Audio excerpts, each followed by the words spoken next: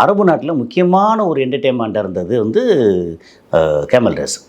ஆரம்ப காலத்தில் வந்து கேமல் ரேஸில் வந்து சாதாரண 15-16 வயசுக்கு மேலே உள்ளவங்க எல்லாம் வந்து பயன்படுத்தப்பட்டாங்க. ஒரு கட்டத்தில் என்னாச்சு, குதிரை இது கேமல் வந்து ஓடணும், நல்லா ஓடணும். அதில்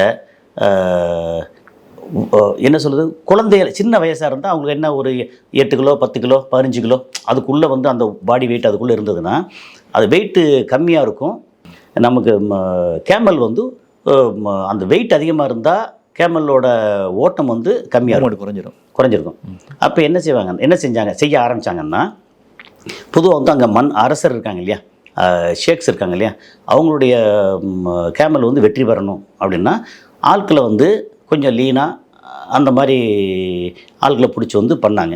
அதுக்கப்புறம் என்ன பண்ணாங்க, ஒரு கட்டத்தில் வந்து அதுக்கு வந்து ஹார்மோன் இன்ஜெக்ஷன் போட்டாங்க.